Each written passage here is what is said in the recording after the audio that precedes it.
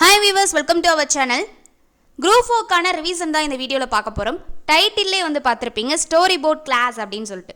So இந்த story board class அப்படின்னா எப்படி இருக்கும் அப்படின்னா, இன்றைக்கி இந்த ஸ்டோரி போர்ட் கிளாஸில் ஃபஸ்ட்டு நம்ம பார்க்கக்கூடிய கண்டென்ட் 10th தமிழ் ஓல்டு புக்கில் இயல் 1லேருந்து 5 வரைக்கும் தான் ரிவிஷன் கொடுக்க போகிறோம். ஸோ ஸ்டோரி வடிவில் இந்த கிளாஸ் அப்படிங்கிறது இருக்கும். ஸோ டோட்டலாக வந்து பார்த்தீங்க அப்படின்னா ஒரு 45 கேள்விகள் எடுத்துகிட்டு வந்திருக்கும். ஸோ இந்த 45 கேள்விகளில் இலக்கணம் இருக்கும், முக்கியமான கேள்விகள் ப்ளஸ் ப்ரீவியஸ் இயர் கொஸ்டின் எல்லாமே வந்து கம்ப்ளீட் ஆகிருக்கும்.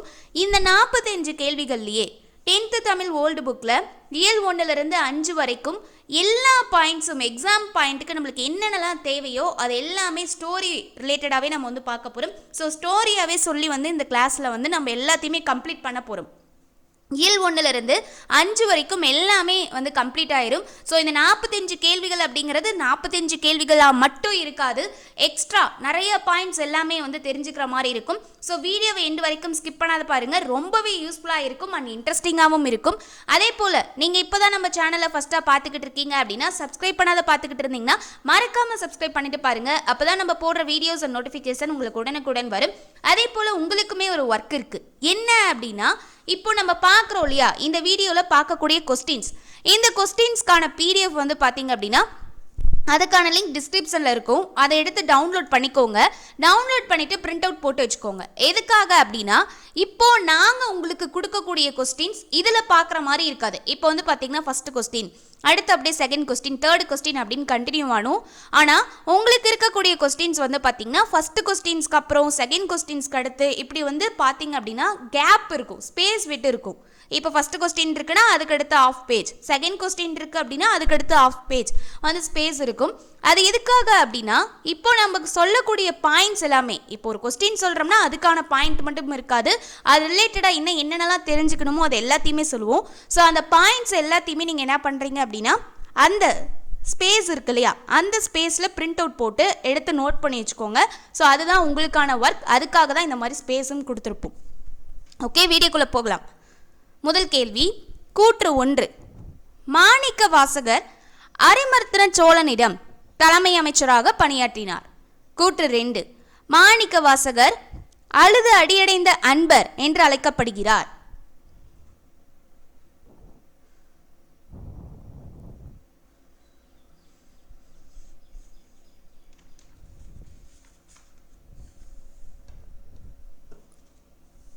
விடை வந்து பார்த்தீங்கன்னா ஆப்ஷன் சி, கூற்று 1 வந்து தவறு, கூற்று 2 வந்து சரி.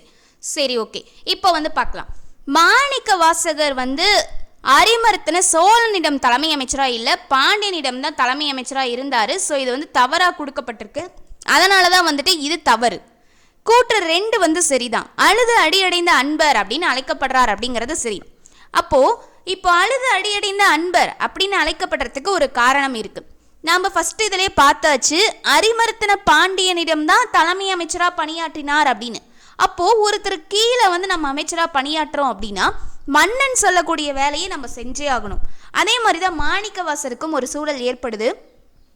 அரிமர்த்தன பாண்டியன் வந்து சொல்கிறாரு, எப்பா மாணிக்க வாசகரே, நீ என்ன பண்ணுற, எனக்கு போய் குதிரை வாங்கிட்டு வா அப்படின்னு சொல்கிறாரு. ஸோ மன்னன் தட்ட முடியாது இல்லையா, அதனால் என்ன பண்ணுறாரு அப்படின்னா மாணிக்க வாசகர் போகிறாரு. ஸோ அந்த போகிற இடம் தான் திருப்பெருந்துறை அப்படின்னு சொல்லுவாங்க. போகிற வழியில் கடவுள் இருக்கார், அதாவது கோயில் இருக்குது. அந்த கோயிலில் வந்து பார்த்திங்க அப்படின்னா போகிறப்ப அந்த சாமியோட அந்த கடவுளோட அருள் வந்து இவருக்கு கிடச்சிருக்கு. அப்போது என்ன பண்ணுறாரு அப்படின்னா, அந்த கடவுளோட அருள் போகிற வழியில் கிடச்சதுனால அந்த திருப்பெருந்துறை அப்படின்னு சொல்லுவாங்க, அந்த இடத்துல இவர் என்ன பண்ணுறாருன்னா ரொம்பவே மனமுருகி மெய்யுருகி கண்ணில் தண்ணீரோட அழுது அந்த கடவுளை வந்து வணங்கியிருக்காரு.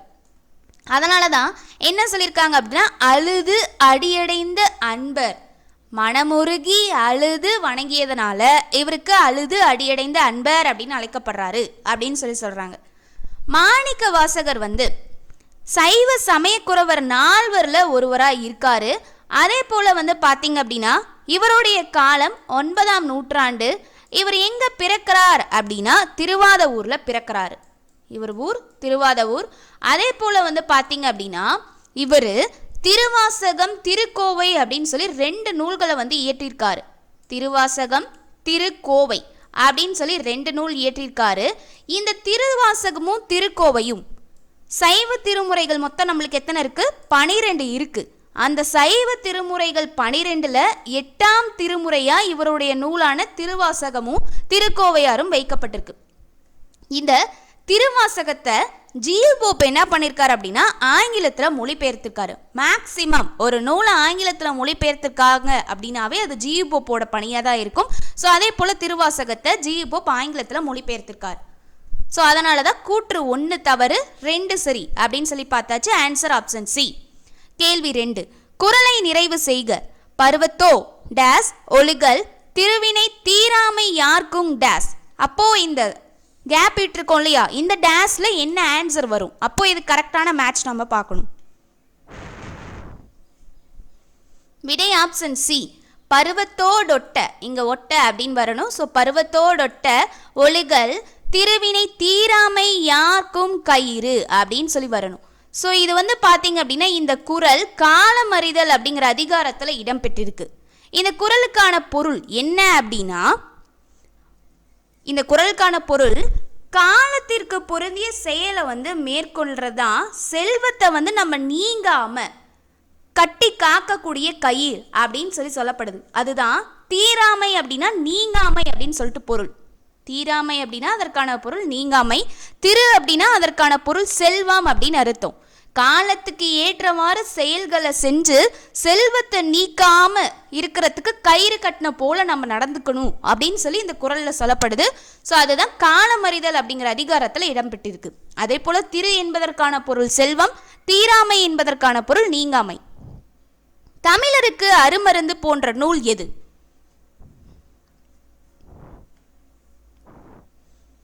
விடை ஆப்ஷன் பி ஏலாதி. அப்போ தமிழருக்கு அருமருந்து, அப்போ கொஸ்டின்லேயே வந்துருச்சு. இந்த ஏலாதி அப்படிங்கிற நூல் மனிதர்களுடைய நோய்களை தீர்க்கக்கூடிய கருத்துக்களை, அதாவது 5 மருந்துகளால் ஆன நூலாக இருக்கும். ஸோ அதனால தான் இது தமிழருக்கு அருமருந்தாக இருக்கு. இந்த ஏலாதி வந்து பார்த்திங்கன்னா லவங்கம், சிறுநாவற்பூ, சுக்கு, மிளகு, திப்பிலி அப்படின்னு சொல்லி 5 மருந்துகளால் ஆன நூல் தான் இந்த ஏலாதி. ஸோ அதனால தான் தமிழருக்கு அருமருந்து போன்ற நூலாக இருக்குது அப்படின்னு சொல்லப்பட்டிருக்கும். இதோட ஆசிரியர், ஏலாதியோட ஆசிரியர் வந்து பார்த்திங்க அப்படின்னா கனிமேதாவியார். இவருடைய காலம் வந்து பார்த்திங்கன்னா 5ஆம் நூற்றாண்டு. இவர் இந்த ஏலாதி மட்டும் இல்லாமல் திணைமாலை 150 அப்படிங்கிற நூலையுமே வந்து இயற்றியிருக்காரு. ஸோ திணைமாலை 150 நூலோட ஆசிரியர் யார் அப்படின்னு கேட்டாலும் அதற்கான ஆசிரியரும் கனிமேதாவியார் தான். அதே போல் இந்த ஏலாதி வந்து பார்த்தீங்க அப்படின்னா 14 கீழ்கணக்கு நூல்களில் ஒன்றாக இருக்குது. ஸோ தெரிஞ்சுக்கோங்க, 14 கீழ்கணக்கு நூல்னா எப்படி? அறக்கருத்துக்களை சொல்லக்கூடிய நூலாக எதுவுமே இருந்துச்சு. கேள்வி 4. தமிழ் இலக்கணம் படிக்க படிக்க விருப்பத்தை உண்டாக்குவது என கூறியவர்?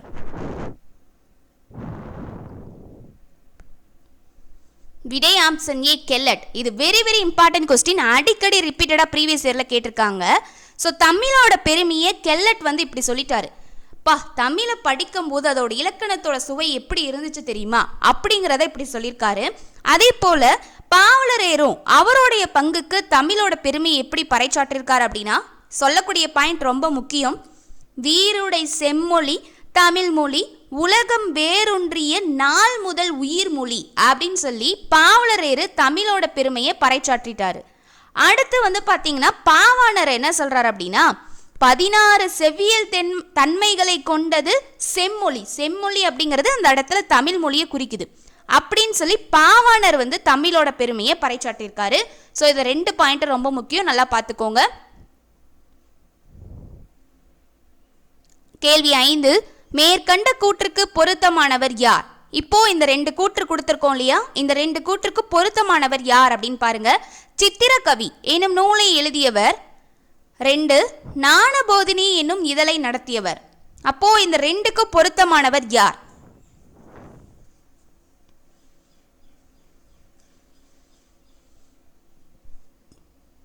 விடை ஆப்ஷன் பி சூரிய நாராயண சாஸ்திரி. சூரிய நாராயண சாஸ்திரி யார் அப்படின்னா பருதிமார் கலைஞர். இவருக்கு ஒரு பெரிய வரலாறே இருக்கு. பருதிமார் கலைஞருக்கு பருதிமார் கலைஞர் என்ன பண்ணார் அப்படின்னா ஃபர்ஸ்ட் அவருடைய பெயர் சூரிய நாராயண சாஸ்திரி அப்படின்னு சொல்லி தான் இருந்தது. அது வந்து வடமொழி பெயரா இருந்திருக்கு.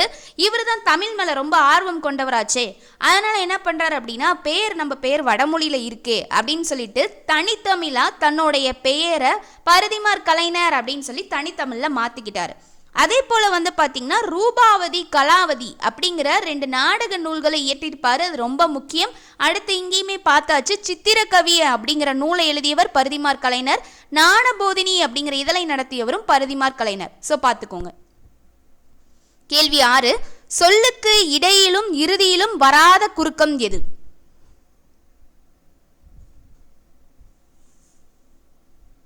விடை ஆப்ஷன் சி, ஔகார குறுக்கம். சரி, ஓகே. இப்போ ஃபர்ஸ்ட் இதுக்கான இதெல்லாம் பார்த்துடலாம். நல்லா நோட் பண்ணிக்கோங்க. இப்போ குறுக்கம் அப்படின்னாதே அதற்கான பொருள் குறுகி ஒலிப்பது அப்படின்னு சொல்லி அர்த்தம். இப்போ குறுக்கம் வந்து பார்த்தீங்கன்னா மொத்தம் 4 வகை இருக்கு. அதில் ஒன்று தான் ஐகார குறுக்கம், ஔகார குறுக்கம், மகர குறுக்கம், ஆயுத குறுக்கம். ஸோ அந்த 4 வகைகளும் இருக்கு.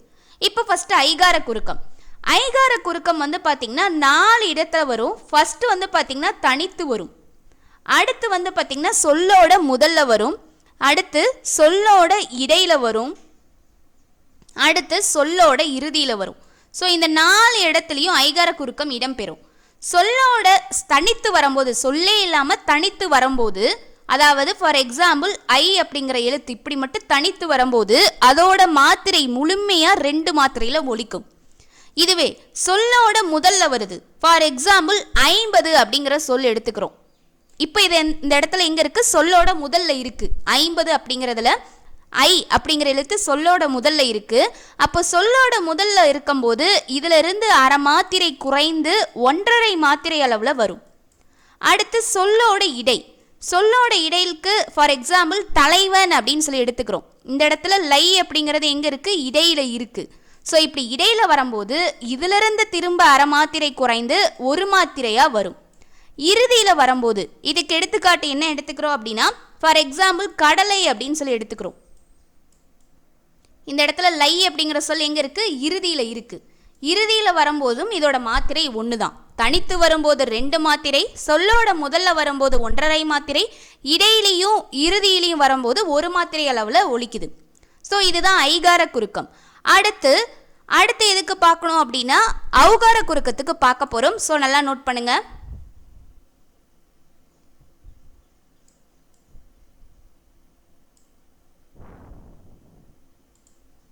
ஓகே, இங்கே எழுதலாம். இப்போ ஔகார குறுக்கத்துக்கு சொல்லுக்கு இடையிலையும் இறுதியிலையும் வராது அப்படின்னு சொல்லி பார்த்தாச்சு. அப்போ இதை பார்க்கும் போதே நம்மளுக்கு நல்லா தெரியணும். ஔகார குறுக்கம் அப்படிங்கிறது சொல்லுக்கு முதல்ல மட்டும்தான் வரும், இடையிலையும் இறுதியிலையும் வராது. இப்போ ஔகார குறுக்கத்துக்கு 2 பாயிண்ட் தான். தனித்து வரும்போது அது எப்படி ஒலிக்கும் அப்படின்னா தன்னோட முழுமையான மாத்திரை 2 மாத்திரை அளவில் ஒலிக்கும். சொல்லுக்கு முதல்ல மட்டும்தான் வரும். அப்போ முதல்ல வரும்போது இதோட மாத்திரை என்னவா இருக்கும் அப்படின்னா அப்படியே அரை மாத்திரை குறைந்து 1.5 மாத்திரையா இருக்கும். இடையிலையும் இறுதியிலையும் வராது அப்படின்னு சொல்லி நம்ம இங்கேயே பார்த்தாச்சு. இப்போ நல்லா நோட் பண்ணுங்க. இந்த கொஸ்டினை அப்படியே நம்மளுக்கு திருப்பி போட்டு கேட்கலாம். சொல்லுக்கு முதலில் மட்டுமே வரும் குறுக்கம் எது அப்படின்னு கேட்டாங்கன்னா அதுக்கான ஆன்சரும் ஔகார குறுக்கம். நல்லா நோட் பண்ணிக்கோங்க. சொல்லுக்கு இடையிலும் இறுதியிலும் வராது அப்படின்னா நம்ம டக்குன்னு கண்டுபிடிச்சிருவோம். இதே சொல்லுக்கு முதல்ல மட்டுமே வரும் குறுக்கம் எது அப்படின்னு கேட்டாங்கன்னா அதுக்கான ஆன்சர் ஔகார குறுக்கம் தான். நல்லா நோட் பண்ணிக்கோங்க. ஓகேவா? இப்போ அடுத்து வந்து பார்த்தீங்கன்னா நம்மளுக்கு மகர குறுக்கமும் ஆயுத குறுக்கமும் இருக்கு. இப்போ மகர குறுக்கம் வந்து பார்த்தீங்கன்னா தன்னோட அரை மாத்திரையில இருந்து 1/4 மாத்திரை அளவா ஒலிக்கும். இது மட்டும் இதுக்கு தெரிஞ்சுக்கோங்க. ஆயுத குறுக்கமும் தன்னோட அரை மாத்திரை அளவுல இருந்து 1/4 மாத்திரை அளவா ஒலிக்கும். ஸோ அந்த இடத்துல திரிந்து வரும்போது தன்னுடைய அரை மாத்திரை அளவுல இருந்து 2மே 1/4 மாத்திரை அளவா குறைந்து ஒலிக்குது. கேள்வி 7, அன்பரசி நேற்று நீ ஏன் பள்ளிக்கு வரவில்லை என்பது எவ்வகை தொடர்? இந்த இடத்துல கொஸ்டின் மார்க் வரணும். இதுக்கான ஆன்சர் வந்து பார்த்தீங்கன்னா ஆப்ஷன் பி, வினாத்தொடர். இந்த மாதிரி கொஸ்டின் மார்க் வந்திருந்ததுனாலே ஈஸியாக வினாத்தொடர் அப்படின்னு கண்டுபிடிச்சிடலாம். அப்போ கவனிங்க, உணர்ச்சி தொடர் அப்படின்னா நம்மளோட உணர்ச்சியை வெளிப்படுத்தக்கூடியதா இருக்கணும். ஐயோ பாம்பு பாம்பு அப்படின்னு கத்துறோம்னா அது வந்து என்னது? உணர்ச்சி தொடர். ஒரு பயத்தோட கத்துறோம். செய்தி தொடர் அப்படின்னா இதுக்கு ஃபார் எக்ஸாம்பிள் என்ன எடுக்கலாம் அப்படின்னா குடியரசுத் தலைவர் நாளை தமிழகம் வருகிறார் அப்படிங்கிறது ஒரு செய்தி தொடர்.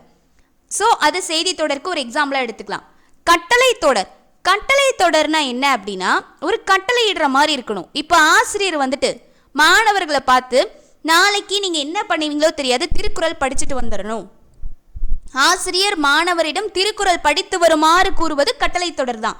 அதே போல் கண்ணாவா, சாப்பிடு, தூங்கு, படி, இந்த மாதிரி சொல்கிறோம் இல்லையா, இது எல்லாமே கட்டளை தொடர் தான். ஏவர மாதிரி இருந்தால் அது கட்டளை தொடர்.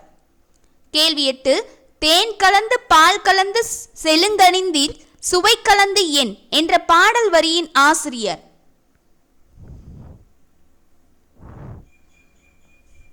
விடை ஆப்ஷன் ஏ வள்ளலார். இது வந்து பார்த்தீங்கன்னா புக் பேக்குக்கு பின்னாடி ஒரு இந்த லைன் மட்டும் கொடுத்து கேட்டிருப்பாங்க. சிபி சக்கரவர்த்தி மற்றும் மனுநீதி சோழன் ஆகிய இருவரும் வாழ்ந்த ஊர்.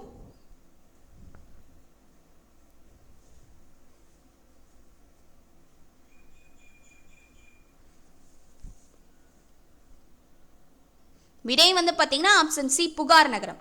ஸோ இந்த கதை வந்து பார்த்தீங்கன்னா சிலப்பதிகாரத்தில் சொல்லப்படும். அப்படியே நான் சொல்கிறேன், ரீகால் பண்ணிக்கோங்க. இப்போ என்ன நடக்கும் அப்படின்னா கண்ணகி தான் இந்த வார்த்தையை வந்து சொல்லுவாங்க. கண்ணகியோட கணவன் கோவலனை வந்துட்டு பாண்டிய மன்னன் நீதி தவறியதால் ஒரு பொற்கொல்லனோட பேச்சை கேட்டு வந்து கொன்றுவார் இல்லையா. ஸோ அப்போ வந்து சொல்லுவாங்க, அடே மன்னா, சிபி சக்கரவர்த்தி அப்படிங்கிற மன்னனும் மனுநீதி சோழன். அப்போ சிபி சக்கரவர்த்தி யாரு? புறாவோட துயரத்தை தீர்த்தவர் தான் சிபி சக்கரவர்த்தி. தன்னோட தொடையில இருக்க சதையே வந்து புறாவுக்காக என்ன பண்ணிருப்பாரு, கட் பண்ணி கொடுத்துருப்பாரு. அடுத்து மனுநீதி சோழன். மனுநீதி சோழன் என்ன பண்ணிருப்பாரு, பசுவோட துயர அறிந்து தன்னோட மகன் அதற்கு காரணமா இருந்தான் அப்படின்னு சொல்லிட்டு தன்னோட மகனையே இந்த தேர்ல இது பண்ணி கொண்டிருப்பாரு. அவர் தான் மனுநீதி சோழன். இப்படியாம்பட்ட பெருமைக்குரிய மன்னர்கள் வாழ்ந்த ஊர்ல தாண்டா நான் பிறந்தேன், இந்த புகார் நகரத்துல தான் நான் பிறந்தேன், நான் வாழ்ந்த ஊர் இதுதான்டா அப்படின்னு சொல்லி யார் சொல்லுவாங்க, கண்ணகி வந்து பாண்டிய மன்னன் கிட்ட சொல்லுவாங்க. அதுக்கு என்ன காரணமா இருக்குன்னா நீதி வந்து தவறா வந்து வழங்கியிருப்பாரு. அப்போதான் வந்துட்டு இந்த கதைலாம் வரும். அப்போ வந்துட்டு கண்ணகி வந்து என்ன பண்ணுவாங்க அப்படின்னா அப்படியே தன்னோட ஹேரெல்லாம் அப்படியே விரிச்சு போட்டுக்கிட்டு அப்படியே ரொம்ப பத்திரகாளியாட்ட வருவாங்க. அதுக்கு தான் வந்து என்ன சொல்லுவாங்க அப்படின்னா வாயிற்காவலன் வந்துட்டு என்ன சொல்லுவார், மன்னன் கிட்ட போய் மன்னா ஒரு பெண் ஒருத்தவங்க வந்திருக்காங்க, பார்க்கறதுக்கு பிடாரி மாதிரி இருக்காங்க, துர்க்கை மாதிரி இருக்காங்க, கொற்றவை மாதிரி இருக்காங்க அப்படின்னு சொல்லி எல்லாத்தோடையும் ஒப்பிட்டு சொல்லப்பட்டிருப்பாங்க கண்ணகி. ஸோ கண்ணகிக்கு இன்னொன்றுமே இருக்குது, ரொம்ப முக்கியம், நல்லா ஞாபகம் வச்சுக்கோங்க. கண்ணினை நகுபவள் அப்படின்னா அது கண்ணகியை குறிக்கக்கூடியது. அதே போல் இந்த சிலப்பதிகாரத்தில் ஆடலரசி அப்படின்னா மாதவியை குறிக்கக்கூடியது. இதை நல்லா நோட் பண்ணிக்கோங்க. ஸோ இதெல்லாம் நிறைய கதை வரும் இல்லையா. மாதவி கூட ஃபஸ்ட்டு வந்து கோவலன் இருந்திருப்பாரு. அப்போ வந்து பார்த்தீங்கன்னா இந்திர விழா நடந்திருக்கும். இந்திர விழா எத்தனை நாள் அப்படின்னா இதுவுமே ஒரு கொஸ்டின், 28 நாள் நடக்கும். அந்த இந்திர விழாவில் காணல் வரி பாடல், இது ரொம்ப முக்கியம், காணல் வரி பாடல். அந்த பாடலில் பாடக்கூடிய பொருளை தவறாக வந்து கோவலன் வந்து புரிஞ்சிருப்பார். கண்ணகி பாடின பாட்டை தவறாக புரிஞ்சுக்கிட்டு என்ன பண்ணிடுவார், மாதவி விட்டு பிரிஞ்சு வந்துடுவார். அடுத்து கண்ணகி கூட வந்து வாழ வருவார். ஸோ அப்போ வாழ வரும்போது கவுந்தியடிகள் வந்து அடைக்கலம் கொடுத்துருப்பாங்க. அப்போ வந்துட்டு கஷ்டத்தில் தான் வந்து என்ன பண்ணுவாங்கன்னா கண்ணகி தன்னோட கார் சிலம்பை வந்து எடுத்து கொடுத்து இதை போய் விற்றுட்டு வந்து காசு எடுத்துட்டு வாங்க, அதை வச்சு நம்ம இது பண்ணலாம் அப்படின்னு சொல்லியிருப்பாங்க. அப்போ போய் கொடுக்கும்போது தான் அந்த பொற்கொல்லன் என்ன பண்ணுவான் அப்படின்னா அவன் அந்த இதை எடுத்து வச்சுக்கிட்டு போய் என்ன பண்ணிடுவான், மன்னன் கிட்ட தன்னோட இதை காப்பாற்றிக்கிட்டு கோவலனை வந்து மாட்டி விட்டுருவான். அப்போ தான் வந்து என்ன நடந்திருக்கும் அப்படின்னா மன்னன் வந்து நீதியை கரெக்டாகவே ஆராயாம பாண்டிய மன்னனோட சிலம்பு வந்து பார்த்திங்கன்னா முத்து, கண்ணகியோடது மாணிக்கம். ஆனால் அதை எதையுமே பார்க்காத என்ன பண்ணிடுவார், மன்னன் வந்துட்டு தவறாக நீதி வழங்கி கோவலன் வந்து கொல்லப்பட்டிருப்பான். அப்போ தான் கண்ணகி இந்த இதெல்லாம் வராங்க இல்லையா, அதுக்கு வாயிற்காவலன் இதை எல்லாத்தையும் சொல்லிட்டு உள்ளே வரப்ப கண்ணகி வந்து இப்படி சொல்லுவாங்க, என்னோட கார் சிலம்பு மாணிக்கம் அப்படின்னு சொல்லுவாங்க. அதுக்கு அரசன் என்ன சொல்லுவானா, சரி பெண்ணே நீ சொல்கிறதெல்லாம் சரிதான், என்னோடது முத்து தானே, நீ இப்போ எதுக்காக வந்து இப்படி பிரச்சனை பண்ணிகிட்டு இருக்க அப்படின்னு சொல்லி கேட்பாரு. அப்போ தான் வந்துட்டு என்ன பண்ணுவாங்க, கண்ணகி தன்னோடைய கார் சிலம்பை எடுத்து, தன்னோட கார் சிலம்பு வந்து மாணிக்கம் இல்லையா, ஸோ மாணிக்கம்னு சொல்லிட்டு அந்த மன்னன் வந்து தவறாக எடுத்துகிட்டு வந்து அந்த சிலம்பை எடுத்து உடைப்பாங்க. உடைக்கும் போது அதில் இருக்கக்கூடிய அந்த மாணிக்கம் வந்து என்ன பண்ணுன்னா செதறி போய் மன்னனோட நெத்திலே வந்து பற்றும். அப்போ படும்போது தான் என்ன நடக்குது, மன்னனுக்கே தெரிய வருது நம்மளோட முத்து கிடையாது இது மாணிக்கம் அப்படின்னு சொல்லிட்டு. அப்போ தான் அவருக்கு வந்து சொல்கிறாரு, யானோ அரசன் யானே கல்வன், நானே நீதி வந்து தவறாக வழங்கிட்டேனே அப்படின்னு சொல்லிட்டு பாண்டிய மன்னன் இறந்துருவார். பாண்டிய மன்னன் இறந்ததுக்கப்புறம் அவரோட மனைவி இறந்துருவாங்க. ஸோ அதுக்கப்புறமேல் தான் கண்ணகியோட இதால் மதுரையே வந்து எரிஞ்சதாலாம் வந்து வரலாறு வந்து சொல்லப்பட்டிருக்கும். ஸோ அதுதான் இந்த கதையில், அதுக்காக சொன்ன கதை தான் அந்த சிபி சக்கரவர்த்தி மனுநீதி சோழன். ஸோ அவங்க வாழ்ந்த ஊர் புகார் நகரம். கூற்றுகளை ஆராய்க. சிலப்பதிகாரத்தை பற்றி பாருங்க. சிலம் கூட்டல் அதிகாரம் சிலப்பதிகாரம் உரையிடையிட்ட பாட்டுடை செயல் என்று வழங்கப்படுகிறது. அப்பெண்ணின் வரலாற்றை யான் அறிவேன் என்று கோவலன் கண்ணகி வரலாற்றை சுருக்கமாக கூறியவர் சாத்தனார். விடை வந்து பார்த்துடலாம். ஆன்சர் வந்து பார்த்தீங்கன்னா ஆப்ஷன் பி, செகண்ட் கரெக்ட். உரையிடையிட்ட பாட்டுடை செயல் அப்படின்னு சொல்லி வழங்கப்படுகிறது, கரெக்டு. அப்பெண்ணின் வரலாற்றை யான் அறிவேன் என்று கோவலன் கண்ணகி வரலாற்றை சுருக்கமாக கூறியவர் வந்து சாத்தனார், இதுவுமே கரெக்ட். அப்போ இது ஏன் தப்பு? சிலம்பு கூட்டல் அதிகாரம் தான் சிலப்பதிகாரம் அப்படின்னு சொல்லி பிரியும். ஸோ இது தவறா இருக்கு. ஆன்சர் ஆப்ஷன் பி, கூற்று 2,3 சரி. ஸோ இந்த கதையை வந்து பார்த்தீங்கன்னா ஃபர்ஸ்ட் சிலப்பதிகாரத்தை சாத்தனார், சீத்தலை சாத்தனார் தான் வந்து இளங்கோவடிகள் கிட்ட சொல்லுவார். அதாவது மலைவாழ் மக்கள் வந்து வேம்பு மரத்தடியில் ஒரு கடவுளை வந்து பார்த்ததாகவும் அப்படி கண்ணகியோட வரலாற்றை வந்து சொல்லிக்கிட்டு இருப்பாங்க. அதை சாத்தனார் வந்து காதில் கேட்குறாரு. சாத்தனார் வந்து இளங்கோவடிகள் கிட்ட சொல்கிறாரு. அப்போது இளங்கோவடிகள் கிட்ட சொல்லும் போதுதான் நாம் இதை சிலப்பதிகாரம் அப்படிங்கிற பெயரால் இயற்றலாம் அப்படின்னு சொல்லி சீத்தலை சாத்தனார்கிட்ட இளங்கோவடிகள் சொல்கிறாரு. அப்போது சீத்தலை சாத்தனார் அதெல்லாம் வேண்டாம், அடிகள் நீரே அருள்க, நீங்கள் செஞ்சாதான் அது கரெக்டாக இருக்கும் அப்படின்னு சொல்லி சீத்தலை சாத்தனார் சொல்ல இளங்கோவடிகள் சிலப்பதிகாரத்தை இயற்றியிருப்பார். இப்போ சிலப்பதிகாரத்தில் ரொம்ப முக்கியமான பாயிண்ட்டு, சிலப்பதிகாரம் வந்து பார்த்திங்கன்னா 3 காண்டங்களையும் 30 காதைகளையும் கொண்டதாக இருக்கும். அந்த 3 காண்டங்கள் என்னென்ன? புகார் காண்டம், மதுரை காண்டம், வஞ்சி காண்டம். இதுதான் அதோட 3 காண்டம். இப்போ புகார் காண்டத்தில் எத்தனை காதைகள் இருக்கு அப்படின்னா 10, மதுரை காண்டத்தில் 13 காதைகள் இருக்கு, வஞ்சி காண்டத்தில் 7 காதைகள் இருக்கு. அப்போ இதெல்லாத்தையும் ஆட் பண்ணி பாருங்க, 10 + 13 + 7 20, அப்போ 30 காதைகள் வந்துருச்சா? ஸோ இதுதான் கரெக்டான இது. அதே போல் சிலப்பதிகாரத்துக்கு என்னென்ன பெயர்கள்லாம் இருக்கு அப்படின்னா முதற் காப்பியம், குடிமக்கள் காப்பியம், ஒற்றுமை காப்பியம், நாடக காப்பியம், இது எல்லாமே இதற்கான பெயர். அதே போல இந்த சிலப்பதிகாரத்தை நெஞ்சையல்லும் சிலப்பதிகாரம் என்று மணியாரம் படைத்த தமிழ்நாடு அப்படின்னு பாரதியார் வந்து பாராட்டிருப்பாரு. ஸோ இந்த பாயிண்ட்டை தெரிஞ்சுக்கோங்க. கேள்வி 11, எளிய நடையில் தமிழ் நூல் எழுதிடவும் வேண்டும், இலக்கண நூல் புதிதாக இயற்றுதலும் வேண்டும் என்ற பாடல் வரி யாருடையது?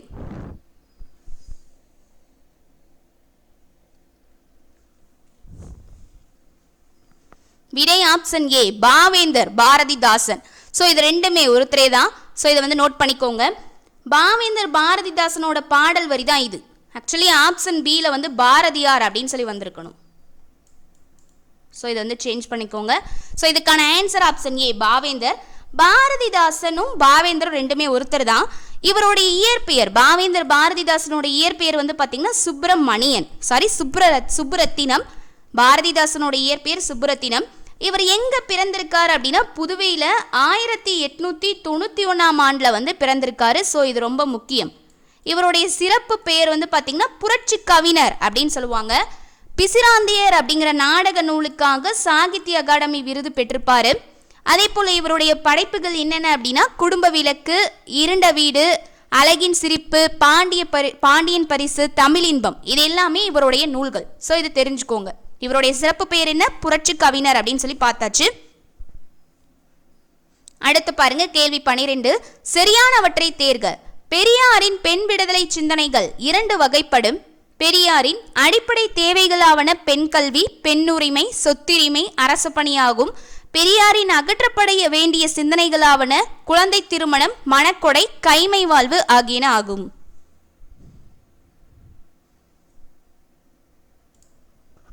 பெரியாரோட பெண் விடுதலை சிந்தனைகள் 2 வகைப்படும் அப்படிங்கிறது கரெக்டு தான்.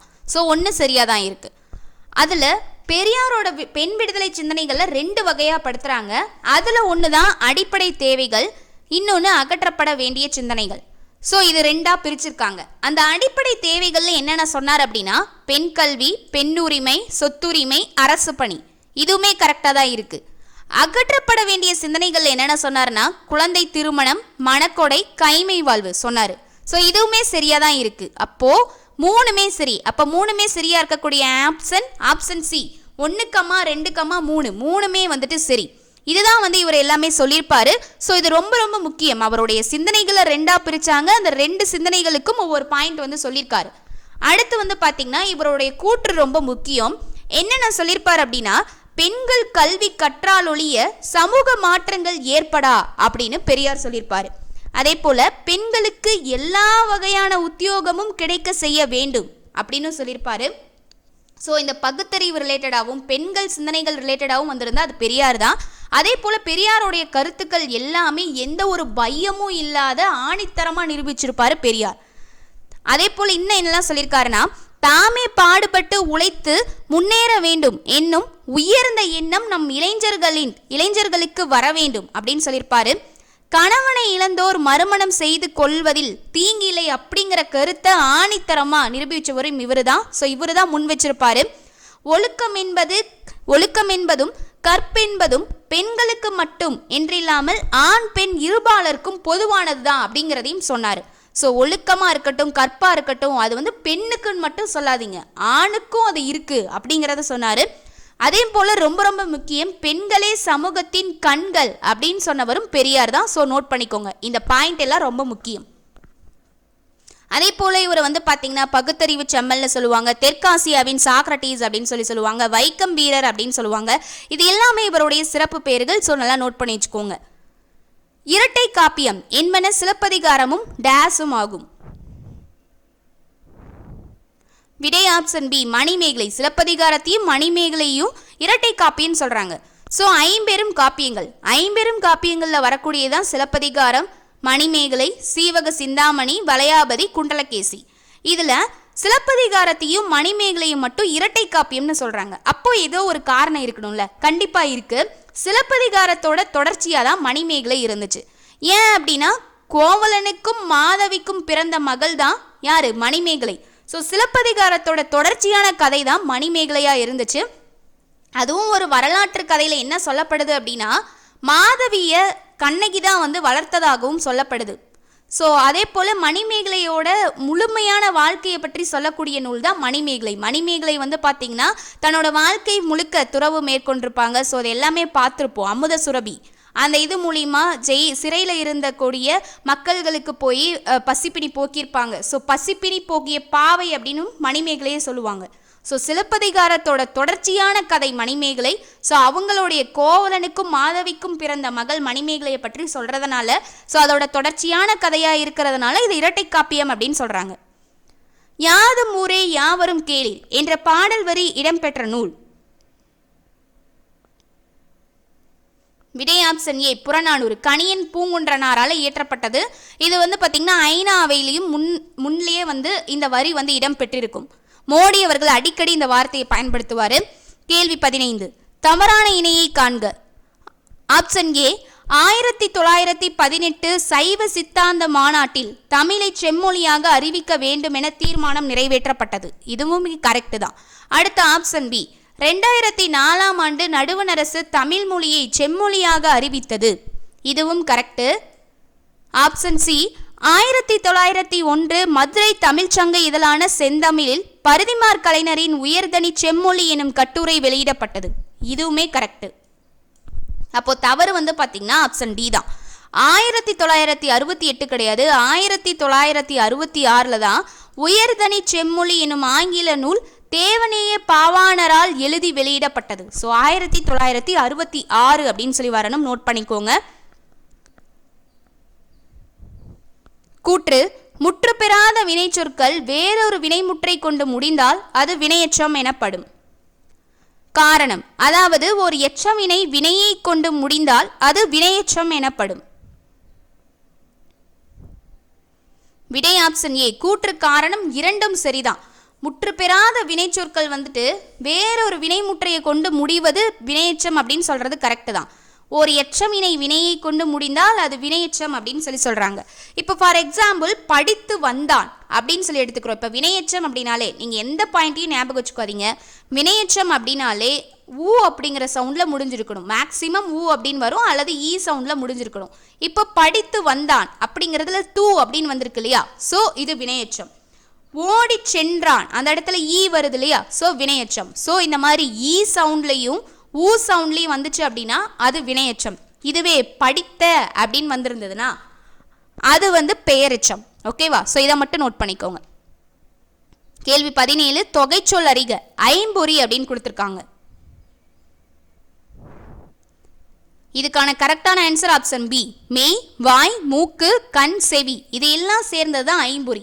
அப்போ தொடு உணர்வு, உண்ணல், மோத்தல், காணல், கேட்டல் அப்படிங்கிறது எதற்கான தொகைச்சொல் அப்படின்னா ஐம்புலன். இது ஐம்புலன். ஓகேவா? குறிஞ்சி, முல்லை, மருதம், நெய்தல், பாலை இது எதற்கானது அப்படின்னா ஐந்திணை. ஸோ இதை நோட் பண்ணிக்கோங்க. அதே போல் எக்ஸ்ட்ரா தெரிஞ்சுக்கோங்க. ஐம்பால் அப்படின்னு கேட்டாங்கன்னா ஆண்பால், பெண்பால், பலர்பால், ஒன்றன்பால், பலவின்பால். நானிலம் அப்படிங்கிறதுக்கான தொகைச்சொல் குறிஞ்சி, முல்லை, மருதம், நெய்தல். இதுவே ஐந்திணைனா அந்த இடத்துல பாலை அப்படிங்கிறது மட்டும் எக்ஸ்ட்ரா வரும். நாற்றிசை அப்படின்னு கேட்டாங்கன்னா கிழக்கு, மேற்கு, தெற்கு, வடக்கு. இதே முப்பால்னு கேட்டாங்கன்னா அறம், பொருள், இன்பம். முத்தமிழ் அப்படின்னா இயலிசை, நாடகம். மூவிடம் அப்படின்னா தன்மை, முன்னிலை, படற்கை அப்படின்னு வரணும். மூவேந்தர் யாரை சொல்லுவாங்கன்னா சேரர், சோழர், பாண்டியரை சொல்லுவாங்க. இருதிணை அப்படின்னா உயர்திணை, அக்ரிணை. ஸோ இது எல்லாமே தொகை சொல்ல ரொம்ப முக்கியம். இது ஓல்டு புக்கில் தான் இருக்குது, நல்லா நோட் பண்ணிக்கோங்க. தமிழுக்கு கதி என்று அழைக்கப்படும் நூல் எது?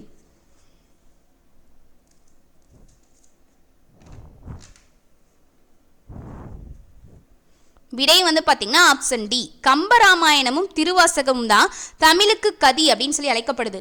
ஸோ இந்த இடத்துல நல்லா ஞாபகம் வச்சுக்கோங்க. கதி அப்படின்னா கா அப்படிங்கிறது கம்பராமாயணம், தி அப்படிங்கிறது திருக்குறள். ஸோ இது ரெண்டுமே சிறந்த நூலாக இருந்ததுனால இது தமிழுக்கு கதி அப்படின்னு சொல்கிறாங்க. ஸோ கம்பராமாயணம் திருக்குறளை பற்றி நம்மளுக்கு எல்லாமே தெரியும். கம்பராமாயணமும் திருக்குறளும் தான். Sorry, answer option C. இது கிடையாது. கம்பராமாயணம் தீம், திருக்குறளை தீம் தான் தமிழுக்கு கதி அப்படின்னு சொல்கிறாங்க.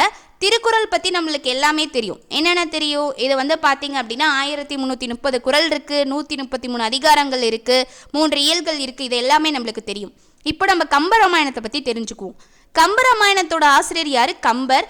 இவருடைய ஊர் வந்து பார்த்தீங்கன்னா தேரெழுந்தூர். இவர் எந்த வள்ளலால் ஆதரிக்கப்பட்டார் அப்படின்னா திருவெண்ணைநல்லூர் சடையப்ப வள்ளலால் ஆதரிக்கப்பட்டிருப்பார். அதே போல் இன்னும் ரொம்ப முக்கியம், கம்பரோட பெருமையை அறியக்கூடிய தொடராக என்னென்ன இருந்துச்சு அப்படின்னா கம்பன் வீட்டு கட்டுத்தறியும் கவிப்பாடும் அப்படின்னு சொல்லுவாங்க.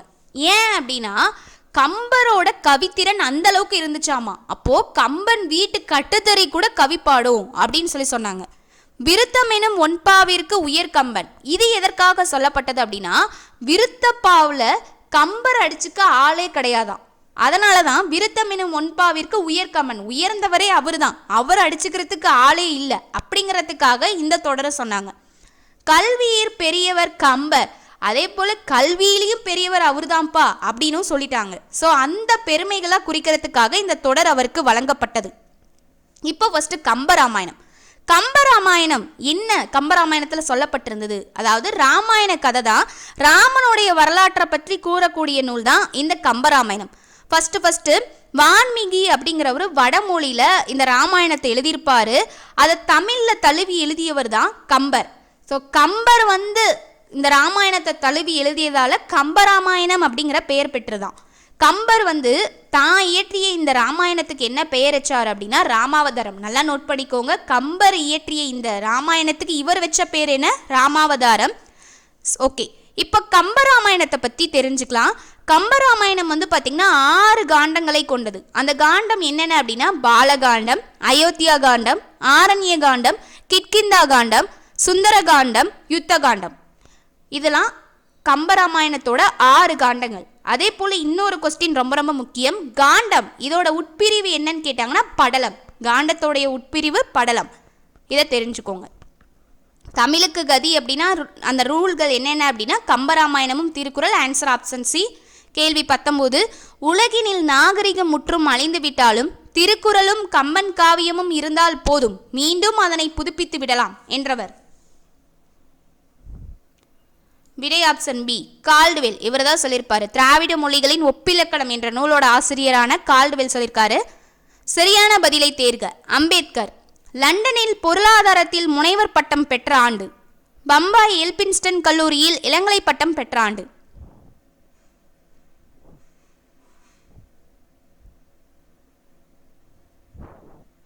விடை ஆப்ஷன் சி.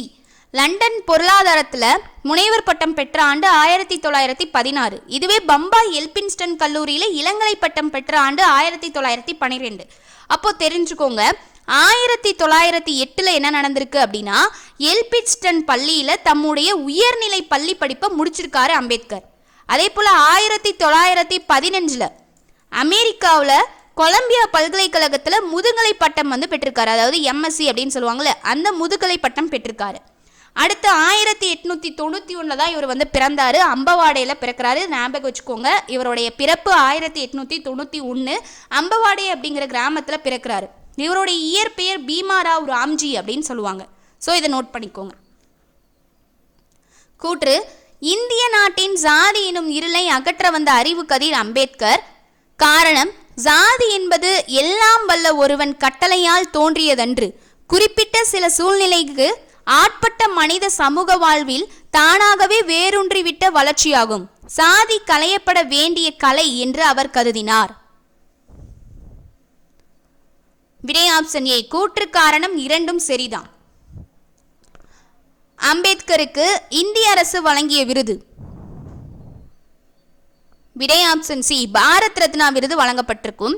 தகவல் அறியும் உரிமை சட்டம் எப்போது அப்படின்னா விடை ஆப்ஷன் ஏ. 2005 ஆண்டு. 24 பாருங்க. குடிமக்கள் ஒவ்வொருவருக்கும் முழுமையான பேச்சுரிமை எழுத்துரிமை உண்டு என்று கூறும் அரசியலமைப்பு சட்டப்பிரிவு எது? விடை ஆப்ஷன் டி. 19 அசைநிலைக்கும் விரைவு சினம் மகிழ்ச்சி அச்சம் துன்பம் முதலிய பொருள் நிலைக்கும் செய்யுளில் இசையை நிறைவு செய்வதற்கும் 2, 3, 4 முறை அடுக்கி வருவது.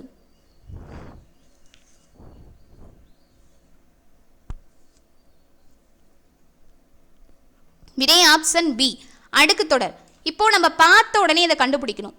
இப்போ 2 முறை மட்டுமே அடுக்கி வந்தால் அது இரட்டை கிளவி. 3 முதல் 4 முறை வரை அடுக்கி வருது அப்படின்னு இங்கே சொல்லிட்டாங்க. அப்படின்னா அது அடுக்கு தொடர். கண்ணை மூடிட்டு போட்டுறணும். இப்போ அடுக்கு தொடருக்கும் இரட்டை கிளவிக்கும் என்னதான் வித்தியாசம் அப்படின்னா, அடுக்கு தொடரில் பார்த்தீங்கன்னா சொற்கள் தனித்தனியே பிரிஞ்சு நிற்கும், பிரித்தா பொருளே தராது. இதை இரட்டை கிளவியில் சேர்ந்து நிற்கும், பிரித்தா பொருள் தராது. சரி, அடுக்கு தொடரில் சொற்கள் பார்த்தீங்கன்னா தனித்தனியே இருக்கும், பிரித்தா பொருள் தரும்.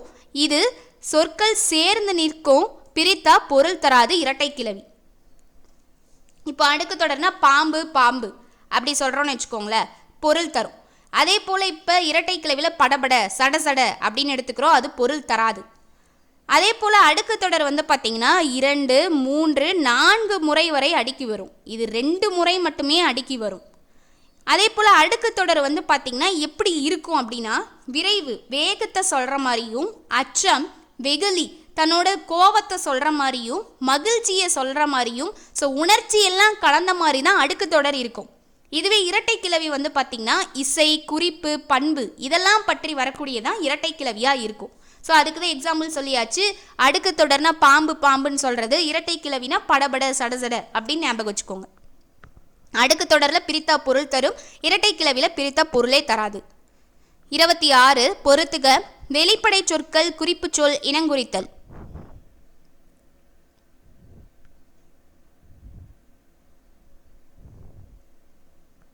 ஸோ இப்போ பார்த்துடலாம். வெளிப்படை சொற்கள் அப்படின்னா அதற்கான எக்ஸாம்பிள் கல் மண். குறிப்பு சொல் அப்படின்னா மாடு பால் கறந்தது, அது குறிப்பு சொல். இனங்குறித்தல் அப்படின்னா சோறு உண்டான். இப்போ வெளிப்படை சொற்கள் அப்படின்னா என்னன்னா கல் மண் அப்படின்னு வெளிப்படையா தெரிகிற மாதிரியே சொல்லியாச்சு. குறிப்பு சொல் அப்படிங்கிறது மாடை மட்டும் குறிப்பிட்டு சொல்றாங்க இல்லையா, அது குறிப்பு சொல். இப்போ இனங்குறித்தல். இனங்குறித்தல் அப்படின்னா இதுக்கு என்ன அப்படின்னா சோறு உண்டான் அப்படின்னு சொல்றாங்க இல்லையா, அப்போ அவன் சோறு உண்டான் அப்படிங்கிறது வெறும் சாப்பாட்டை மட்டும் அவன் சாப்பிட்டுருக்க மாட்டான், அது கூட சாம்பார், சாம்பாரில் காய்கறி எல்லாமே இருந்திருக்கும். ஆனால் சொல்றது சோறு உண்டான் மட்டும் சொல்றாங்க. அப்போ அந்த சோறுக்கு இனமான சாம்பார் காய்கறி எல்லாத்தையுமே சேர்த்து சோறு உண்டான் அப்படின்னு மட்டும் சொல்றாங்க இல்லையா, அதனால தான் அதை இனங்குறித்தல்னு சொல்றாங்க. இப்போ வெற்றிலை தின்றான் அப்படின்னு சொல்றாங்கன்னா வெற்றிலையை மட்டுமா அவன் சாப்பிட்ருப்பான், அது கூட சுண்ணாம்பு பாக்கு எல்லாத்தையும் வச்சு தானே சாப்பிட்றான். ஆனால் அதெல்லாம் சொல்லாமல் வெற்றிலை தின்றான் அப்படின்னு மட்டும் தான் சொல்றாங்க. ஸோ அதற்கு இனமானதை சொல்லாத அதை மட்டும் சொன்னால் அது இனங்குறித்தல். அப்போ இதுக்கான கரெக்டான ஆன்சர் ஆப்ஷன் பி 2, 3, 1. அடிக்கோடிட்ட சொல்லின் பொருள் காண்க. பிறமொழி சொல். இந்த சட் மிகவும் காஸ்ட்லியானது. ஸோ சட் அப்படிங்கிறதுக்கான சொல் என்ன? காஸ்ட் அப்படிங்கிறதுக்கான பொருள்.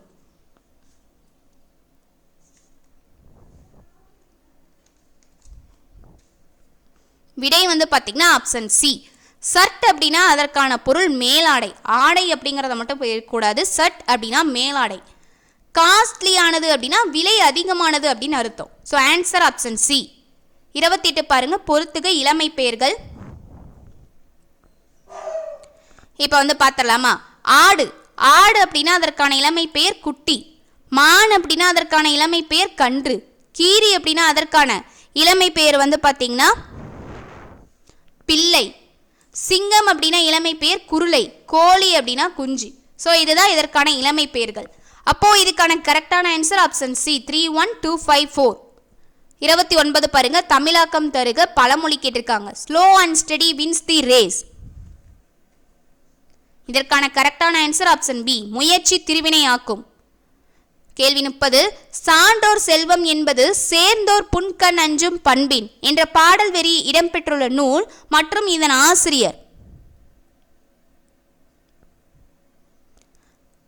நூல் வந்து பார்த்தீங்கன்னா நற்றிணை. ஆசிரியர் வந்துட்டு நல்வேட்டனார். மிலைக்கிலான் நல்வேட்டனார் அப்படின்னு சொல்லுவாங்க. மிலை என்ற ஊரில் பிறந்ததால மிலைக்கிலான் நல்வேட்டனார் அப்படிங்கிற பெயர் இவருக்கு வந்ததாகவும் சொல்லப்படுது.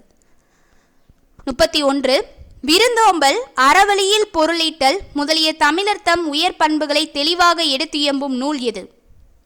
விடை ஆப்ஷன் ஏ, நற்றிணை. விருந்தோம்பல் பண்பை பற்றி சொல்லக்கூடிய நூல் அப்படின்னாலே 8 தொகையில் நற்றிணை நூல் தான். ஸோ இது ரொம்ப ரொம்ப முக்கியம். நற்றிணை வந்து பார்த்திங்கன்னா 8 தொகை நூலில் ஒன்று. 8 தொகை நூலில் முதலாவதாக வைத்து எண்ணப்படும் நூலும் இந்த நற்றிணை தான்.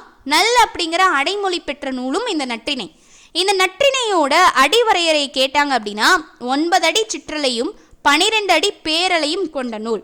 இதோட ஆசிரியர் மிலைக்கிலான் நல்வேட்டனார் அப்படின்னு சொல்லியாச்சு. ஸோ மிலை அப்படிங்கிற ஊரில் பிறந்ததால இந்த பெயர் இவருக்கு கிடைச்சது அப்படின்னு சொல்லியாச்சு. இந்த நற்றிணையை தொகுப்பித்தவர் யார் அப்படின்னு சொல்லி கேட்டால் பன்னாடு தந்த மாறன் பெருவழுதி. இந்த நற்றிணை வந்து பார்த்திங்கன்னா 400 பாடல்களை கொண்டது. இதை எத்தனை பேர் பாடியிருக்காங்க அப்படின்னா 275 பேர் பாடியிருக்காங்க. ஸோ இதை தெரிஞ்சுக்கோங்க. சங்ககால மக்களின் வாழ்க்கை நிலை, மன்னர்களின் வீரம், புகழ், கொடை, வெற்றிகள் பற்றிய பல்வேறு செய்திகளை கூறப்பட்டுள்ளது. தமிழரின் வரலாற்றை அறியவும் பண்பாட்டு உயர்வை உணரவும் பெரிதும் உதவுகிறது. மேலே கூறப்பட்டுள்ள கூற்றுகளுக்கு பொருத்தமான நூல் எது? விடை ஆப்ஷன் டி, புறநானூறு தான். சங்ககால மக்களோட வாழ்க்கை நிலைன்னு வந்துட்டாலும் சரி, மன்னர்களோட வீரம், புகழ், கொடைன்னு வந்துட்டாலும் சரி, இது எல்லாத்துக்குமே பொருத்தமான நூல் புறநானூறு தான். தமிழரோட வரலாற்றை அறியவும் பண்பாட்டு உயர்வை உணரவும் பெரிதும் உதவுது அப்படின்னு சொன்னாலும் அதுவும் புறநானூறு தான். ஸோ இதுக்கான ஆன்சர் புறநானூறு 8 தொகை நூலில் ஒன்று. அடுத்து பாருங்க, மேடை பேச்சில் மக்களை ஈர்த்தவர்களில் பொருந்தாதவர் யார்? விடை வந்து பார்த்தீங்கன்னா முத்துராமலிங்கர் மட்டும்தான் பொருந்தாதவராக இருப்பார். திருவிக்காவா இருக்கட்டும், பேரறிஞர் அண்ணாவா இருக்கட்டும், குன்றக்குடி அடிகளாராக இருக்கட்டும், ராப்பி சேதுபிள்ளையா இருக்கட்டும், சொல்லின் செல்வர்னே இவரை சொல்லுவாங்க. ஸோ இவங்க எல்லாருமே வந்து மேடை பேச்சால மக்களை ஈர்த்தவர்கள் தான். இதில் முத்துராமலிங்கர் மட்டும் வரமாட்டாரு. ஸோ ஆன்சர் ஆப்ஷன் சி, 3 மட்டும் பொருந்தாதது. மேடை பேச்சுக்கு டேஸ் உயிர் நாடி. விடை ஆப்ஷன் ஏ, கருத்து. இப்போ மேடை பேச்சில் வந்து போய் அப்படின்னு பேசினாலாம் அந்த இடத்துல அவங்க பேசுகிறத யாரும் கேட்க மாட்டாங்க. ஸோ மேடை பேச்சுக்கு அப்படிங்கிறது கருத்து அப்படிங்கிறது ரொம்பவே முக்கியம். எந்த இடத்துல ஏற்றம் கொடுக்கணும், எந்த இடத்துல இரக்கம் கொடுக்கணும் அப்படிங்கிறத அந்த உடல் மொழியை கரெக்டாக அறிஞ்சும் பேசணும். அதே போல் சொல்லக்கூடிய கருத்தை கரெக்டாக சொல்லி முடிக்கணும். அப்படி இருந்தால் தான் அது நல்லாயிருக்கும். தமிழ் தென்றல் என சிறப்பிக்கப்படுபவர். ஸோ இதுக்கான ஆன்சர் ஆப்ஷன் சி, திருவி கல்யாண சுந்தரம். கூற்றை கவனி. வினா 8 வகைப்படும், விடை 6 வகைப்படும். விடை வந்து பார்த்தீங்கன்னா ஆப்ஷன் டி, ரெண்டுமே தவறு. அப்படியே இன்டர்சேஞ்ச் ஆயிருக்கு. வினா 6 வகைப்படும், விடை தான் 8 வகைப்படும். அப்போ அந்த வினா 6 வகை என்னென்ன அப்படின்னா அறிவினா. அறிவினானா என்ன? ஆசிரியர் மாணவர்கிட்ட கேட்டா அறிவினா. திருக்குறளின் ஆசிரியர் யார் அப்படின்னு ஆசிரியர் மாணவனை பார்த்து கேட்குறாரு. அப்போ ஆசிரியருக்கு திருக்குறளோட ஆசிரியர் பேர் தெரியாத இருக்காது. மாணவனுக்கு தெரியணும் அப்படிங்கிறதுனால ஆசிரியர் கேட்குறாரு. ஸோ அறிந்து கொண்டே மாணவர்கிட்ட கேட்கறதுனால அது அறிவினா. அறியாவினா, மாணவன் போய் ஆசிரியர்கிட்ட ஐயா எனக்கு நற்றிணையோட ஆசிரியர் பெயர் தெரியல, இதுக்கு எனக்கு விளக்கம் கொடுங்க. அப்படி மாணவன் தெரியாததை கேட்டால் அது அறியாவினா. அடுத்து ஐயவினா, அங்கே இருக்கிறது பாம்பா கயிறா அப்படின்னு சொல்லி நம்மளுக்குள்ளேயே கேள்வியை உணர்ச்சியை வெளிப்படுத்தி கேட்குறோம் இல்லையா, அது ஐயவினா. அடுத்து கொழல் வினா. இப்போ கொழல் வினா அப்படின்னா நாம் போய் ஒருத்தர்கிட்ட ஏவி கேட்குறது, எனக்கு இந்த பொருள் வேணும். ஃபார் எக்ஸாம்பிள் கடைக்காரர்கிட்ட போய் எனக்கு பருப்பு வேணும், பருப்பு உள்ளதா அப்படின்னு சொல்லி கேட்குறோம் இல்லையா, அது கொழல் வினா. கொடை வினா. அடுத்து கொடை வினா அப்படின்னா என்னன்னா, இப்போ நம்ம ஒருத்தருக்கு ஒரு பொருள் தர நினைக்கிறோம், நம்மக்கிட்ட அது இருக்குது, அப்போது அவங்களுக்கு தரத்துக்காக அவங்ககிட்ட இருக்கா இல்லையான்னு தெரிஞ்சுக்க நினைக்கிறோம் இல்லையா. என்கிட்ட இப்போ பைபிள் புத்தகம் இருக்குது, அல்லது என்கிட்ட திருக்குறள் புத்தகம் இருக்குது, உங்ககிட்ட இருக்கா, உனக்கு வேணுமா அப்படின்னு கொடுக்கறதுக்காக கேட்குறோம் இல்லையா, அது கொடை வினா. ஸோ அடுத்து ஃபைனலாக ஏவல் வினா. ஏவல் வினா அப்படின்னா என்னன்னா, கட்டளையிடுற மாதிரி கேட்குறது. மனப்பாட செயலை படித்தாயா அப்படின்னு ஆசிரியர் கேட்டால் அது ஏவல் வினா. ஸோ வினா 6 வகைப்படும்: அறிவினா, அறியாவினா, ஐயவினா, கொழல் வினா, கொடை வினா, ஏவல் வினா அப்படின்னு சொல்லி பார்த்தாச்சு. அதுக்கான எக்ஸாம்பிளோடையும் பார்த்தாச்சு. அடுத்த விடை. விடை 8 வகைப்படும் பார்த்தாச்சு. ஃபஸ்ட்டு சொல்லக்கூடியது சுட்டு விடை. சுட்டு விடைனா சுட்டி காட்டுறது. இப்போ சென்னைக்கு வழி யாது அப்படின்னு சொல்லி ஒருத்தர் கேட்குறாங்கன்னா, தோ இப்படி போங்க அப்படின்னு சொல்லி சுட்டி காட்டுறோம்ல, லெஃப்ட் போய் ரைட் போய் இப்படி போங்கன்னு சொல்கிறோம் இல்லையா, அது சுட்டு விடை. அடுத்து மறைவிடை. மறைவிடை அப்படின்னாலே ஒரே இதில் ஸ்ட்ரெயிட்டாக ஞாபகம் வச்சுக்கணுன்னா எதிர்மறை விடை அப்படின்னு சொல்லி அதுக்கு சொல்லலாம். இப்போ நீ இந்த செயலை செய்வாயா அப்படின்னு சொல்லி கேட்டால் நான் செய்ய மாட்டேன், நீ சொன்னால் அதை நான் செஞ்சிடணுமா அப்படின்னு சொல்லி அதற்கு எதிர்மறையாக கொடுக்குறாங்க இல்லையா, அது மறைவிடை. அடுத்து நேர்விடை. நேர்விடை அப்படின்னா உடன்பட்டு கூறுதல் அப்படின்னு சொல்லுவாங்க. இப்போ செய்வாயா அப்படின்னா செய்கிறேன்ப்பா. இப்போ அம்மா நம்மளுக்கு ஒரு வேலை வைக்கிறாங்க, செய்கிறம்மா அப்படின்னு சொல்கிறது, அது நேர்விடை. அடுத்து வினா எதிர் வினாதல் விடை. அப்படின்னா செய்வாயா அப்படின்னு சொல்லி கேட்டால் அந்த கொஸ்டினையே திருப்பி போட்டு நம்மக்கிட்ட கேட்குறது. செய்யாமல் இருப்பனா, நீ சொல்லிட்ட நான் செய்யாமல் இருப்பனா அப்படின்னு சொல்கிறோம்ல, அது வினா எதிர் வினாதல் விடை. அடுத்து உற்ற துரைத்தல் விடை. அப்படின்னா இது செய்வாயா அப்படின்னு சொல்லி கேட்டால் எனக்கு உடம்பு வலிக்கும், இப்போ ஒரு வேலை வைக்கிறாங்க வீட்டில், வைக்கும் போது அவங்க சொல்கிறதுக்கு முன்னாடி எனக்கு கால் வலி வந்துடும், நான்லாம் செய்ய மாட்டேன் அப்படின்னு சொல்லி சொல்கிறல, அதுதான் உற்றது துரைத்தல் விடை. அடுத்து உருவது கூறல் விடை அப்படின்னு சொல்கிறாங்க. அது என்ன அப்படின்னா, இதை செய்வாயா அப்படின்னா இப்போ நம்ம மாற்றி சொல்லியாச்சு. உற்றது துரைத்தல் விடை அப்படின்னா இதை செய்வாயான்னு கேட்டால் அப்போது நம்மளுக்கு அந்த உடம்புல என்ன பிரச்சனை இருக்கோ அதை சொல்கிறது உற்றது துரைத்தல் விடை. எனக்கு உடம்பு முடியலமா, எனக்கு ஃபீவராக இருக்குது, தலைவலியாக இருக்குது, அதனால் செய்ய முடியாதுன்னு சொல்கிறது உற்றது துரைத்தல் விடை. உருவது கூறல் வீடை அப்படின்னு சொல்லி கேட்டாதான் எனக்கு இந்த வேலை வைக்கும் போதே எனக்கு கை வலிக்குது, கால் வலிக்குது, என்னால் செய்ய முடியாது அப்படின்னு சொல்லி சொல்கிறது. இதுவே ஃபைனலாக இனமொழி விடை. அப்படின்னா ஆடுவாயான்னு கேட்டால் பாடுவேன் அப்படின்னு சொல்லி அதுக்கு இனமாக சொல்லக்கூடிய செயலை செய்யாமல் வேற ஒன்று செஞ்சு காட்டுறது இனமொழி விடை. அப்போது விடை 8 வகைப்படும். சுட்டு விடை அப்படின்னா சுட்டி காட்டுறது. மறைவிடை அப்படின்னா எதிர்மறை, செய்வாயானா செய்ய மாட்டேன்னு சொல்கிறது. நேர்விடை 3வதா, இது செய்வாயா அப்படின்னு கேட்டால் செய்கிறேன் அப்படின்னு சொல்கிறது. வினா எதிர் வினாதல் விடை. அடுத்து இது செய்வாயான்னு சொன்னால் அதையே கேட்குறது, செய்யாமல் இருப்பேனா அப்படின்னு. உற்றதுரைத்தல் விடை அப்படின்னா இந்த வேலையை செய்வாயா அப்படின்னா எனக்கு இப்போ ஃபீவராக இருக்குமா, தலைவலியாக இருக்குது அப்படின்னா அந்த சுச்சுவேஷனில் நம்மளுக்கு உடம்புல என்ன சூழ்நிலை இருக்கோ அதை வெளிப்படுத்துறது உற்றதுரைத்தல் விடை. உருவது கூறல் விடை அப்படின்னா செய்வாயான்னு கேட்டால் இதை செஞ்சால் எனக்கு கால் வலி வந்துடும், கை வலி வந்துடும் அப்படின்னு சொல்கிறது. இதுவே இனமொழி விடை அப்படின்னா ஆடுவாயா அப்படின்னா பாடுவேன், சாப்பிட்டாயா அப்படின்னா இப்போ ஜூஸ் குடித்தேன், இந்த மாதிரி அதுக்கு ரிலேட்டடாக வேற ஒன்று சொல்கிறது தான் இனமொழி விடை. ஓமைக்கேற்ப பொருளை தேர்க. மழை காணா பயிர் போல.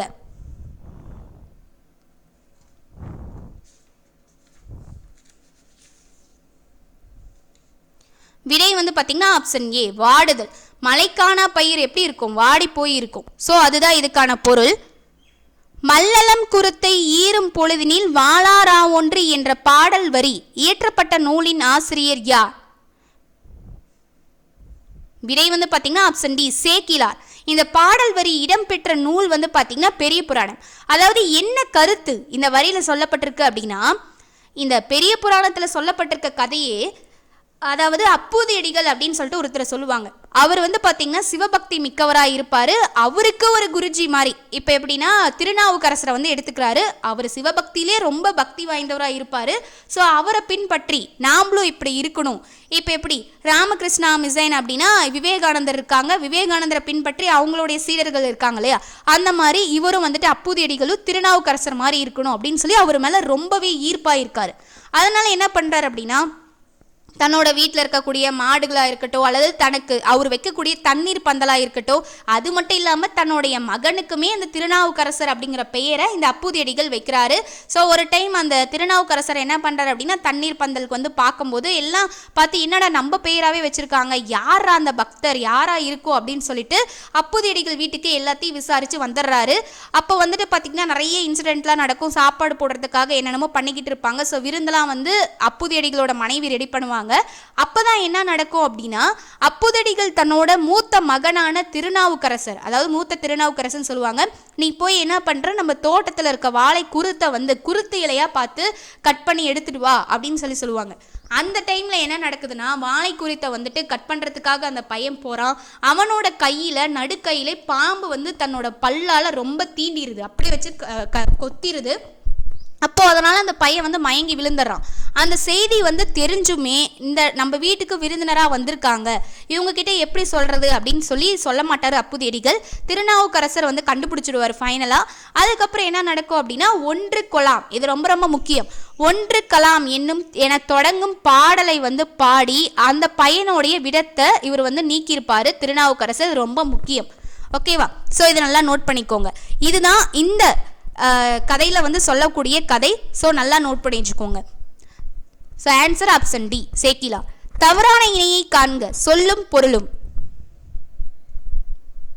விடை ஆப்ஷன் சி எரா பாம்பு அப்படிங்கிறதான் தவறு. மறைநூல் அப்படின்னா நான்மறை கரெக்டு, சேய்னா குழந்தை, ஒல்லைனா விரைவு கரெக்டு தான். கூற்றை கவனி. சிவனடியார்கள் 72 பேர் ஆவர். இதில் தனியடியார் எத்தனை பேர், தொகையடியார் எத்தனை பேர்? கரெக்டான ஆன்சர் வந்து பார்த்தீங்கன்னா சிவனடியார்கள் மொத்தம் 72 பேர். அதில் தனியடியார்கள் வந்து 63 பேர், தொகையடியார்கள் வந்து பார்த்தீங்கன்னா 9 பேர். இந்த 63ஐயும் 9ஐயும் கூட்டினீங்கன்னா கரெக்டாக 72 வரணும். ஸோ ஆன்சர் ஆப்ஷன் ஏ. பக்தி சுவைநனி சொட்ட சொட்ட பாடிய கவி வளவ என பாடியவர் டேஸ். விடை ஆப்ஷன் சி மகாவித்துவான் மீனாட்சி சுந்தரனார். இந்த இடத்துல இன்னொரு கேள்வி இருக்கு. பக்தி சுவைநனி சொட்ட சொட்ட பாடிய கவி வளவ அப்படின்னு பாடியவர் மகாவித்துவான் மீனாட்சி சுந்தரனார். யாரை பாடியிருக்காரு அப்படிங்கிற கேள்வி கேட்டாங்கன்னா அதற்கான ஆன்சர் சேக்கிலார். சேக்கிலாரை வந்து மகாவித்துவான் மீனாட்சி சுந்தரனார் இப்படி பாடியிருக்காரு. அப்போ எதற்காக பாடினார் அப்படின்னா சேக்கிலாரோட பாடல் வந்து பார்த்தீங்கன்னா தெய்வ மனம் கமலக்கூடிய பாடலாக இருக்கும். தெய்வத்தை போற்றி அவருடைய பாடல்கள் இருக்கும். அதனால தான் பக்தி சுவை நனி, பக்தி சுவை அவரோட பாடலில் சொட்ட சொட்ட பாடியிருப்பாரு சேக்கிலார் அப்படின்னு சொல்லி மகாவித்துவான் மீனாட்சி சுந்தரனார் சொல்லியிருக்காரு. ஸோ பெரிய புராணத்தோட ஆசிரியர் தான் சேக்கிலார். சேக்கிலார் எங்கே பிறக்கிறாரு அப்படின்னா குன்றத்தூரில் பிறக்கிறாரு. சேக்கிலாரோட காலம் வந்து கேட்டாங்க அப்படின்னா 12ஆம் நூற்றாண்டு. இவருக்கு உத்தம சோழ பல்லவர் அப்படிங்கிற பட்டமும் இருக்கு சேக்கிலாருக்கு. அதே போல இவரை தெய்வ சேக்கிலார், தொண்டர்ச்சீர் பரவுவார் அப்படின்னு போற்றப்பட்டாரு சேக்கிலார். சேக்கிலாருக்கு தொண்டர்ச்சீர் பரவுவார், தெய்வ சேக்கிலார் அப்படிங்கிற பெயரும் இருக்கு. சேக்கிலார் வந்து பெரிய புராணத்துக்கு என்ன பெயர் வைக்கிறார் அப்படின்னா திருத்தொண்டர் புராணம் அப்படின்னு சொல்லி சேக்கிலாருக்கு அவர் வந்து பெயர் வைக்கிறாரு. சேக்கிலார் வந்து பெரிய புராணத்துக்கு திருத்தொண்டர் புராணம் அப்படின்னு சொல்லி பெயர் வைக்கிறாரு. ஸோ இதை தெரிஞ்சுக்கோங்க. அதே போல் இப்போ நம்ம எப்படி ஒரு பாடல் வருது அப்படின்னா ஒருத்தரே வந்து பாடியிருக்க மாட்டாங்க. என்னதான் ஸ்ரேயா கோஷால் வந்து பாடினாலும் அவங்களுக்கு அந்த மெட்டு இப்படிலாம் வந்து பாடணும் அப்படின்னு சொல்லிட்டு யுவன் சங்கர் ராஜா வந்து சொல்கிறாரு, இல்லை வேற யாராச்சும் வந்து சொல்லி கொடுக்குறாங்க இல்லையா, அந்த மாதிரி சேக்கிலார் வந்து இந்த பெரிய புராணத்தை இயற்றத்துக்கு தில்லை நடராஜ பெருமான் வந்து அந்த பாடலை எடுத்து கொடுத்ததா சொல்லப்படுது. உலகம் எல்லாம் அப்படின்னு சொல்லி அவர் அந்த வரியை எடுத்து கொடுக்க சேக்கிலார் வந்து பெரிய புராணத்தை இயற்றியிருக்காரு அப்படின்னு சொல்லப்படுது. பொறுத்துக்க பாருங்க. Eastman, Edison, Edward Muybridge, Walt Disney. So Eastman படச்சுருளை கண்டுபிடிச்சிருப்பாரு. எடிசன் வந்து பார்த்தீங்கன்னா ஒருவன் மட்டும் பார்க்கும் படக்கருவியை கண்டுபிடிச்சிருப்பாரு. எட்வர்ட் மைப்ரிட்ஜ் இயக்கப்படம் கண்டுபிடிச்சிருப்பாரு. வால்ட் டிஸ்னி கருத்து படம். அப்போ இதை மட்டும் பார்த்துக்கோங்க. இதுக்கான கரெக்டான answer option A 2143. MGR Bharat Ratna விருது பெற்ற ஆண்டு. விடை ஆப்ஷன் டி 1988. 88. ஞாபகம் வச்சுக்கோங்க. இவருக்கு புரட்சி நடிகர் அப்படிங்கிற பெயர் இருக்கு, மக்கள் திலகம் அப்படிங்கிற பெயர் இருக்கு. அதே போல் இதயக்கனி அப்படிங்கிற ஒரு ரொம்ப ரொம்ப ஃபேமஸான பேர் எம்ஜிஆருக்கு இருக்கு. இந்த இதயக்கனி அப்படிங்கிற பெயரை கொடுத்தவர் யார் அப்படின்னா அண்ணா. ஏன் அப்படின்னா அண்ணாவோட மனதை கவர்ந்ததுனால, நம்மளோட இதயத்தையே கவர்ந்துட்டானே அப்படின்னு சொல்லி எம்ஜிஆருக்கு என்ன பண்ணிட்டாரு, அண்ணா இந்த பேரை கொடுத்துருக்காரு இதயக்கனி அப்படின்னு சொல்லிட்டு. அதே போல் இந்திய அரசு வந்து பார்த்தீங்கன்னா சிறந்த நடிகருக்கான பாரத் அப்படிங்கிற விருதை எம்ஜிஆர் அவர்களுக்கு வழங்கியிருக்கு. ஸோ இதை தெரிஞ்சுக்கோங்க. மரபு தொடர்கான பொருளறிக பஞ்சாய் பறத்தல். விடை ஆப்ஷன் பி. பஞ்சாய் பறத்தல் அப்படின்னா அலைந்து திரிதல். அப்போ பயனின்றி இருத்தல், இதுக்கான மரபு தொடர் பொருள் என்ன அப்படின்னா குட்டிச்சுவர் அப்படின்னு அர்த்தம். பயனின்றி இருத்தல்னா குட்டிச்சுவர். எண்ணி துணியாதார் அப்படின்னா அவசர குடுக்கை, என்ன நடக்கும் ஏது நடக்குன்னே தெரியாத அவசர அவசரமாக செய்கிறாங்களே அதான் அவசர குடுக்கை. மிகுதியாக பேசுதல் அப்படின்னா கொட்டி அளத்தல். ஸோ அதுதான் இதற்கான பொருள், தெரிஞ்சுக்கோங்க. ஃபைனல் கொஸ்டின், ஒருமை பன்மை பிழையற்ற தொடரை காண்க. இதுக்கான கரெக்டான ஆன்சர் ஆப்ஷன் சி. இன்று பேருந்துகள் ஓடா அப்படிங்கிறத கரெக்டான ஆன்சர். பேருந்துகள் அப்படிங்கிறது பன்மையில் இருக்கு. ஸோ ஓடா அப்படிங்கிறத கரெக்டானது. இப்போ ஃபர்ஸ்ட் பாருங்க, நான் வாங்கிய நூல் இது அல்ல அப்படின்னு இருக்கு. ஸோ இங்க நூல் அப்படிங்கிறது ஒன்று தான், நான் ஒருமை தான் சொல்லப்பட்டிருக்கு. அப்போ இது அன்று அப்படின்னு சொல்லி இந்த இடத்துல வரணும். ஒரு அணில் மரத்தில் ஏறின அப்படின்னு இருக்கு. இங்க ஓர் அப்படின்னு தான் இருக்கு. அப்போ ஏறியது அப்படின்னு சொல்லி வரணும். அணில்கள் அப்படின்னா தான் ஏறின, அணில் அப்படின்னா ஏறியது அப்படின்னு சொல்லி வரணும். ஸோ இது மட்டும்தான் கரெக்டாக இருக்கு. திரையரங்குகளில் திரைப்படம் காட்ட ஒளிப்பட கருவி என்ற கருவி பயன்படுத்தப்படுகிறது அப்படின்னு சொல்லி வரணும். ஸோ இப்படி வந்தால்தான் இது கரெக்ட். ஓகே கைஸ், இந்த வீடியோ கண்டிப்பாக உங்களுக்கு யூஸ்ஃபுல்லாக இருந்திருக்கும். இந்த வீடியோவில் நம்ம டோட்டலாக இயல் 1லேருந்து 5 வரைக்கும் எல்லாத்தையுமே கம்ப்ளீட் பண்ணியாச்சு. ஸோ சொன்ன பாயிண்ட்ஸ் எல்லாமே பிரிண்ட் அவுட் போட்டு அதில் நோட் பண்ணி வச்சுக்கோங்க. ஸோ இதுக்கான பிடிஎஃப் லிங்க் டிஸ்கிரிப்ஷனில் இருக்கும். ஸோ அதை டவுன்லோட் பண்ணி வச்சுக்கோங்க. ஓகேவா? ஸோ இந்த வீடியோ யூஸ்ஃபுல்லாக இருந்துச்சு அப்படின்னா லைக் பண்ணுங்கள், உங்கள் ஃப்ரெண்ட்ஸ்க்கும் ஷேர் பண்ணுங்கள். அதே போல் மெட்டீரியல்ஸ் எல்லாமே கேட்டுக்கிட்டு இருக்கீங்க. நம்மக்கிட்ட இருக்கக்கூடிய மெட்டீரியல்ஸ் குரூப் 4க்கான யூனிட் 8 அண்ட் யூனிட் 9க்கான 1000 கேள்விகள் அடங்கிய பிடிஎஃப் இருக்குது. அதே போல் 10th சோசியல் சயின்ஸ்க்கான ரிவிஷன் மெட்டீரியல் இருக்குது. அதே போல் 6th to 10th சயின்ஸ் வரைக்கும் 1600+ கேள்விகள் அடங்கிய பிடிஎஃப் வந்துட்டு இருக்குது. ஸோ வேணும் அப்படிங்கிறவங்க அதுக்கான டீட்டெயில்ஸ் எல்லாமே டிஸ்கிரிப்ஷனில் கொடுத்துருப்போம். அந்த ரெண்டு நம்பர் கொடுத்துருப்போம். ஸோ அந்த 2 நம்பருக்கு வேணுங்கிறவங்க வாட்ஸ்அப் மெசேஜ் பண்ணுங்கள். அதுக்கான டீட்டெயில்ஸ் உங்களுக்கு கொடுப்பாங்க. நம்ம சேனலை இது வரைக்கும் சப்ஸ்கிரைப் பண்ணாத பார்த்துக்கிட்டு இருக்கீங்க அப்படின்னாலும் சப்ஸ்கிரைப் பண்ணிட்டு பாருங்கள். Thank you very much.